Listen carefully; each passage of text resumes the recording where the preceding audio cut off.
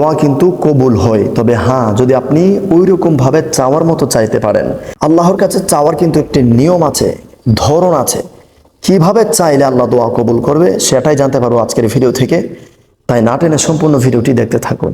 আসসালামু আলাইকুম ওয়া রাহমাতুল্লাহি ওয়া বারাকাতুহু, নাহমাদুহু ওয়া নুসাল্লি ওয়া নুসাল্লিমু আলা রাসূলিহিল কারীম, আম্মা বা'দ, ফাআউযু বিল্লাহি মিনাশ শাইতানির রাজীম। বিসমিল্লাহির রহমানির রহিম। সুপ্রিয় দর্শক শ্রোতা মণ্ডলী, আজকের ভিডিও থেকে আমরা জানতে পারবো দোয়া কবুল হওয়ার অন্যতম আরো একটি আমল।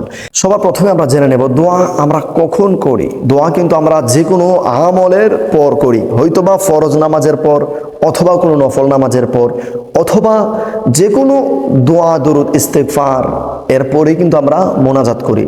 আমরা ওযু করে ডিরেক্ট তো আর দোয়া করে ফেলি না, এমনটা কিন্তু না। আর যদি আপনি মনে করেন কোনো আমল করেননি, আপনি এমনিতেই শুধুমাত্র দোয়া করবেন, তাহলে আপনি সর্বপ্রথমেই ওযু করার পরপর 2 রাকাত ওযুর নামাজ আদায় করে নেবেন, তাহিয়াতুল ওযুর নামাজ।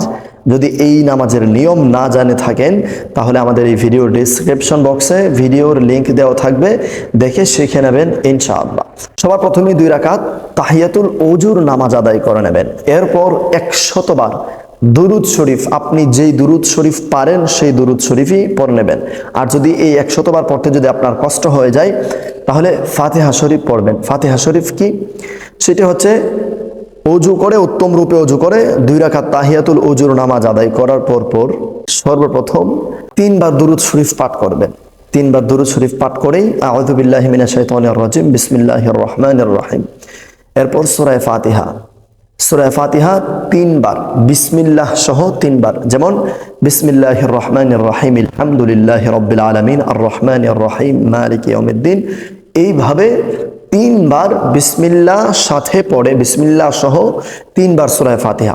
এরপর বিসমিল্লাহির রহমানির রহিম পড়ে সূরাতু ইখলাস, কুল হুয়াল্লাহু আহাদ, আল্লাহুস সামাদ, লাম ইয়ালিদ ওয়া লাম ইউলাদ ওয়া লাম ইয়াকুল লাহু কুফুয়ান আহাদ।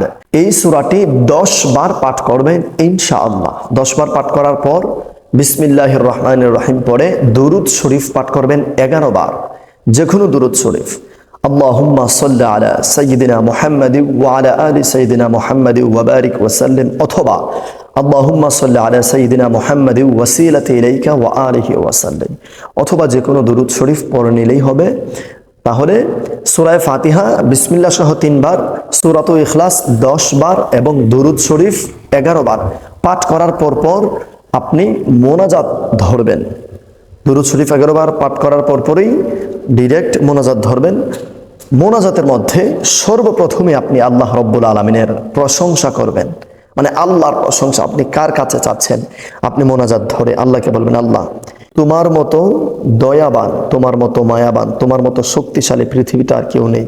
আল্লাহকে বলবেন, আল্লাহ তুমি তো সব কিছুর মালিক, মৌলা তুমি আমাকে সৃষ্টি করেছো, তুমি আমার সৃষ্টিকর্তা, আমার বাবার সৃষ্টিকর্তা, আমার দাদার সৃষ্টিকর্তা, পুরো কুল কায়নাতের সৃষ্টিকর্তা। মাওলা সব কিছুই তোমার অধীনে, সব কিছুই তোমার হাতের আওতায়। তুমি চাইলেই সব কিছু আমার হয়ে যাবে, তুমি চাইলেই সব কিছু তোমার মতো করে হয়ে যাবে। মানে আল্লাহর প্রশংসা করবেন, মাওলা সব কিছু তোমার, তুমি সকল কিছুর মালিক, তুমি রহমান, তুমি রহিম, তুমি জালিল ও জাব্বার, তুমি সামিউন বাসির, তুমি গফফার, তুমি সত্তার। আল্লাহ রাব্বুল আলামিনের অনেক অনেক প্রশংসা করবেন। মাওলা তুমি ছাড়া আমার কেউ নেই, মাওলা তুমি আমাকে ছোট থেকে বড় করেছো, তুমি আমাকে খাইয়েছো, তুমি আমাকে ভালো রেখেছো। মাওলা অনেক সকল ক্ষমতাদারেরও ক্ষমতাদার, সকল ক্ষমতাবানেরও ক্ষমতাবান তুমি। মাওলা সকল সর্দারের সর্দার তুমি। মাওলা সকল বাদশারও বাদশাহ তুমি। মাওলা তামাম দুনিয়ার মহান বাদশাহ, মহান মালিক তুমি। মাওলা আর আমি তোমার বান্দা। মাওলা মহান বাদশার বান্দা হয়ে আমি নিরাশ কেন হব মাওলা? আল্লাহ রাব্বুল আলামিনকে এভাবে অনেক বিনয়ী হয়ে কান্না করে করে এই কথাগুলো বলবেন। প্রথম নাম্বার স্টেপ। দ্বিতীয় নাম্বার স্টেপ হচ্ছে মাওলা মানে আপনার নিজের জন্য অনুতপ্ত হওয়া, আপনার নিজের গুনাহের জন্য ক্ষমা প্রার্থনা চাওয়া, ক্ষমা প্রার্থনা করা। আল্লাহ রাব্বুল আলামিনকে বলবেন, মাওলা জন্মের পর থেকে, বুঝের হওয়ার পর থেকে, আমি প্রাপ্তবয়স্ক হওয়ার পর থেকে নিয়ে এই মোনাজাত পর্যন্ত মাওলা কত গুনাহ করেছি, কত খারাপ কাজ, হারাম কাজ, অন্যায়, অত্যাচার, জিনা, বেবিচার। জেনা কি বলতে শুধু এই সরাসরি যে জেনা এটা না, জেনা তো আমাদের নাক দেয়া হয়, চোখ দেওয়া হয়, মুখ দেওয়া হয়, কান দেওয়া হয়। এজন্য সব কিছুর উপর আল্লাহ কি বলবেন, আল্লাহ খারাপ কাজ, হারাম কাজ, অন্যায়, অত্যাচার, জিনা, ব্যভিচার, যত ধরনের পাপ আছে মাওলা, আমার এমন কোনো পাপ নেই যে আমি করিনি মাওলা, সকল পাপ আমার দ্বারাই হয়ে গেছে। হয়তোবা সরাসরি না হলেও মনের কুমন্ত্রণার মাধ্যমে হয়ে গেছে, মনের মনোভাব দিয়ে হয়ে গেছে, কান দিয়ে হয়ে গেছে, চোখ দিয়ে হয়ে গেছে। আল্লাহকে অনেক কাকুতি মিনতি করে বলবেন, কান্নাকাটি করে করে বলবেন, আল্লাহ আমার মতো পাপিষ্ট আর কেউ নেই মাওলা, আমি অনেক গুনাহ করেছি। আল্লাহকে বলবেন, মাওলা আমি এত পাপ করেছি যে তোমার দরবারে হাত বাড়াতেও আমার লজ্জা লাগে। মৌলা তোমার দরবারে হাত বাড়ানোর মানে ক্ষমা চাওয়ার কোনো মুখ আমার নেই, কারণ আমি বারবার ক্ষমা চাই, বারবার গুনাহ করে ফেলি, বারবার ক্ষমা চাই, বারবার গুনাহ করে ফেলি। মৌলা আমি এতটাই নির্লজ্জ, তোমার দরবারে ক্ষমা চাওয়ার কোনো সাহস আমার নেই, তোমার দরবারে ক্ষমা প্রার্থনা করার কোনো মুখ আমার নেই। মৌলা আমি বড়ই লজ্জিত। মৌলা তোমার দরবারে হাত ওঠানোর সাহস আমার নেই, আমার মুখ নেই, আমার লজ্জা হয়। কিন্তু মৌলা এর পরেও নির্লজ্জ বেহায়ার মতো তোমার দরবারে হাত বাড়িয়েছি মৌলা, কারণ তুমি ছাড়া তো আমার কেউ নেই, তুমি ছাড়া আমি কার কাছে যাব? আমার তো দ্বিতীয় কোনো খোদা নেই মৌলা, আমি গুনাহ করে ফেলেছি মৌলা, আমাকে মাফ করে দাও। সবার প্রথমে আল্লাহর প্রশংসা, দ্বিতীয় নম্বর স্টেপে নিজের গুনাহের জন্য অনুতপ্ত হওয়া, ক্ষমা প্রার্থনা করা। আপনি 5 মিনিট পর্যন্ত আল্লাহর প্রশংসা করবেন, 5 মিনিট পর্যন্ত আপনি আপনার নিজের গুনাহের জন্য ক্ষমা চাইতেই থাকবেন, একের পর এক বলবেন, আল্লাহ এত মিথ্যা বলেছি, এত মিথ্যা শুনেছি, এত গীবত করেছি, এত গীবত শুনেছি, গুনাহের কোনো শেষ নেই, সব কিছু বলতেই থাকবেন আর ক্ষমা চাইতে থাকবেন। গুনাহের ক্ষমা চাওয়ার পর আপনি যা যা আমল করেছেন বলবেন, আল্লাহ আমি যেটুকু আমল করেছি আমি জানি আমার আমলের কোনো দাম নেই, আমি এতটুকু আমল করিনি যেটুকু আমলের মাধ্যমে তোমার সন্তুষ্টি অর্জন করতে পারবো। মৌলা এরপরেও তুমি যদি যেটুক কবুল করে থাকো সেইটুকের হাদিয়া দয়াল নবীজির নুরানি পাক কদমে সোনার মদিনায় পৌঁছিয়ে দাও, মানে দয়াল নবীজির উপর বকশিশ করবেন। এরপর বলবেন, আল্লাহ এই হাদিয়াটুকু লক্ষ কোটি গুণে বাড়িয়ে নবীজির আওলাদগণ, আহলে বায়াতগণ, নবীজির বংশধরের খিদমতে তিনাদের কদমে কদমে পৌঁছে দাও। এরপর বলবেন, আল্লাহ সকল সাহাবায়ে কেরামের তাবে খুলাফায়ে রাশিদিন, সলফে সালেহিন সকলের রুহে পাকে পৌঁছে দাও। এরপর আপনার আপনজন, আত্মীয় স্বজন, মা বাবা, তাদের জন্য যদি দোয়া করতে চান তো তাদের জন্য দোয়া করবেন।